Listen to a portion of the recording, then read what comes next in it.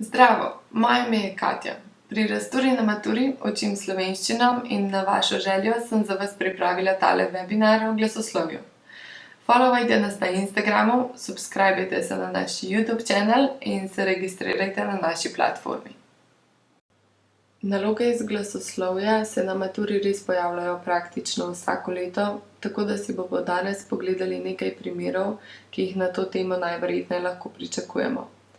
Prvi del webinarja bomo namenili naglasnim znamenjem. Na hitro si bomo pogledali glavne značilnosti in pogledali primer naloge. Drugi del bomo namenili različicam zvočnikov V in L, tretjega pa soglasniškemu prilikovanju. Pogledali bomo še primer maturitetne naloge, na koncu pa bom dodala še nekaj nasvetov, s katerimi si boste reševanje nalog iz glasoslovja nekoliko olajšali. Začnimo. Samoglasniki, ki jim sicer rečemo tudi vokali, so v besedi lahko naglašeni ali pa nenaglašeni. Če so naglašeni, jih izgovarjamo glasneje, na primer medved ali pa sonce. Če so nenaglašeni, jih izgovarjamo tiše in manj izrazito. Naglašeni imajo nad sabo naglasna znamenja, ki zaznamujejo dolžino in širino izgovora. Prvi je ostrivec, ki zaznamuje mesto naglasa, dolžino in pri e in o tudi ozkost samoglasnika. Krativec zaznamuje mesto naglasa, kratkost, pri e in o pa tudi širokost. Dobro je vedeti, da krativec praviloma postavljamo na zadnji zlog, na primer odhod, ali pa ga uporabimo v enozložnih besedah, na primer kruh. Strešica zaznamuje mesto naglasa in dolžino ter širokost, ampak samo pri e in o.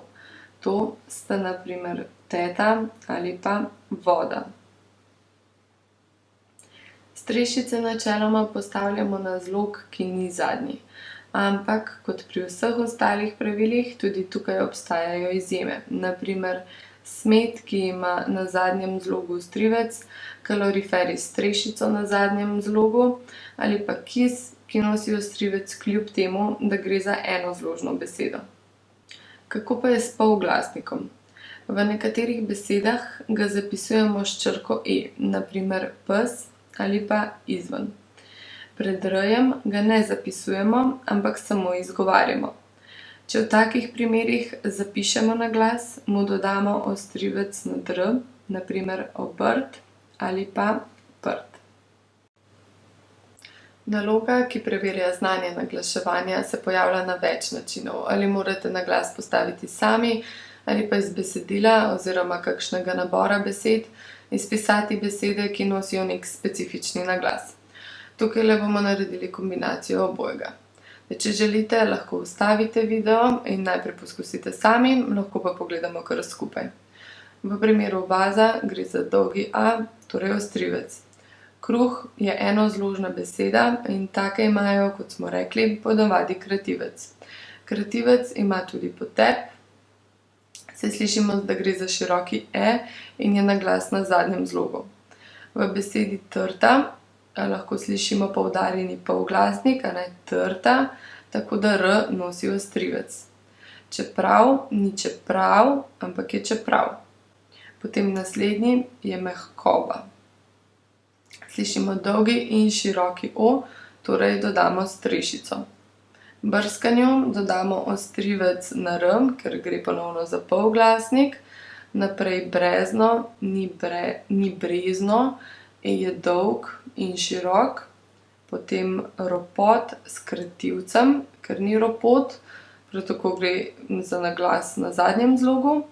V niso slišimo dolžino i-ja, niso, medtem ko v bili najdemo kratki i na zadnjem zlogu. Sem pa dodala še primer prazgodovina, ker je nekoliko drugačen. Besede imajo sicer praviloma en naglas.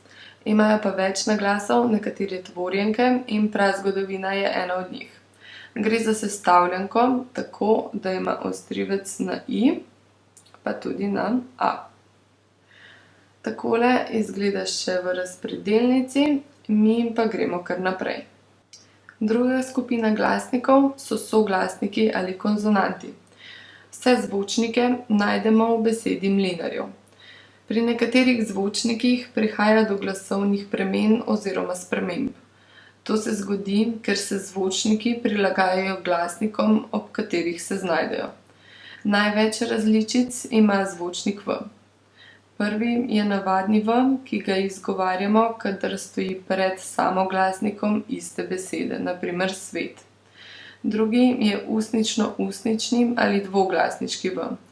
To različico V-ja uporabljamo, kadar stoji za samoglasnikom in hkrati pred soglasnikom, na primer pravnik, kadar ga uporabljamo za predlog, na primer v omari, ali pa na koncu besede, na primer cev. Kot zveneči V se izgovarja, če stoji pred zvenečim soglasnikom, na primer vlak ali vzdigniti, kot nezveneči V pa pred nezvenečim soglasnikom, na primer vsebina. Na več načinov lahko izgovarjamo tudi zvočnik L. Kot L ga izgovarjamo pred samoglasnikom, na primer poletje, med samoglasnikoma, na primer kolač, ali pa na koncu besede, na primer glagol. Lahko pa se izgovarja tudi kot ustnično-ustnični V. To se zgodi v primeru, da stoji za samoglasnikom in hkrati na koncu besede, na primer kol, če tvori deležnik na L za moški spol ednine, na primer spal, ali pa če stoji sredi besede pred soglasnikom, na primer polh.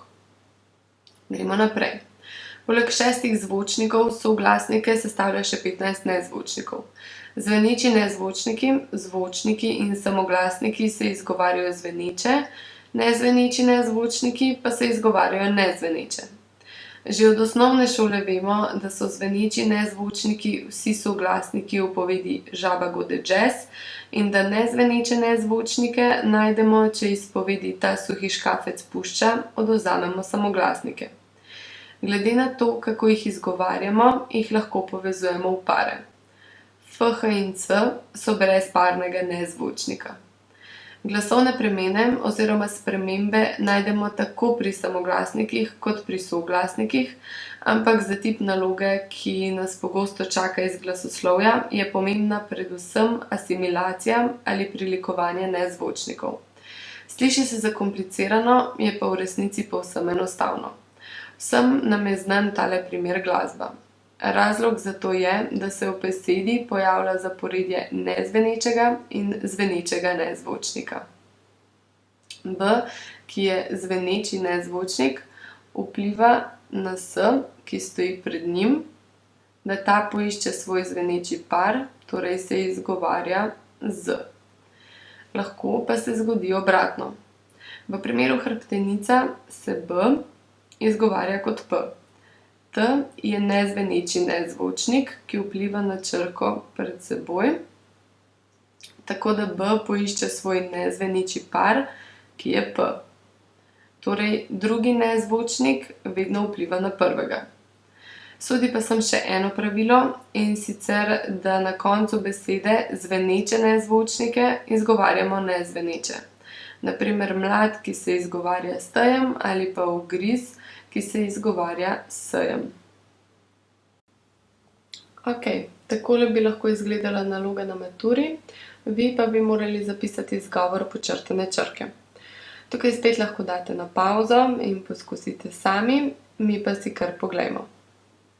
Črka P je nezveneči nezvočnik, pred P-jem pa stoji Z, ki se zaradi črke P izgovarja nezveneče, torej S. Ravnokar smo povedali tudi, da se zveneči nezvočnik na koncu besede izgovarja nezveneče, torej se bo črka D izgovarjala kot T. V primeru stati gre za nezvenečo varianto V-ja, ker stoji pred nezvenečim soglasnikom. V besedi prak gre ponovno za zveneči nezvočnik na koncu besede, ki se torej izgovarja nezveneče. V primeru ugotovil se L izgovarja kot ustnično-ustnični V, ker stoji za samoglasnikom in na koncu besede. Pa zveneči V v besedi vrat, To pa zato, ker stoji pred zvenečim soglasnikom. R je namreč zvočnik. Pa še zaradi S-ja, ki je nezveneči soglasnik, imamo v primeru predvsem nezvenečo varianto V-ja. Tako. Za konec vam predlagam, da pri naglaševanju besedo pri sebi ponovite in pri izgovorjavi res pretiravate, pa bo naglaševanje takoj čisto enostavno. Mogoče se vam bo zdelo neumno, tudi meni se zdi, ampak zares pomaga.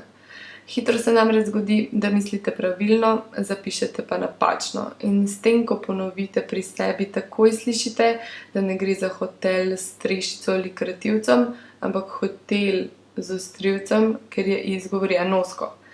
Za napake je tako veliko manj možnosti. Sicer pa pri naglaševanju največ velja ravno vaja, ker naglasno mesto v slovenščini ni predvidljivo. Naglas je na različnih zlogih besed in se ga naučimo skupaj z besedo, zato si pomagajte tudi s slovarjem slovenskega knjižnega jezika. Jakostni naglas najdete takoj na iztočnici. Je pa ravno pri besedi prelom zanimivo, ker se pri pregibanju naglasno znamenje spremeni, kar je razvidno tudi tukajle iz rodilniške oblike. Podobno vam svetujem tudi pri zapisu izgovorjave. Če vam zaradi živcev teorija uide iz glave, odgovor zelo verjetno najdete, če besedo ponovite pri sebi. Tudi če odgovora ne veste, pa vseeno zapišite tako, kot se vam sliši najbolj prav, se na maturi ni minus točk. Vem, da se na testu bojite poskusiti in zapisati nekaj, kar bi bilo lahko popolnoma narobe, ampak tukaj vas popravljalec ne pozna, tako da pole nikakor ne puščajte prazne. Tako, upam, da smo zdaj tole razjasnili. Podrobne razlage glasoslovja in vseh ostalih tem, ki pridejo v poštev na maturi slovenščine, angleščine ali matematike, pa vas čakajo na naši platformi.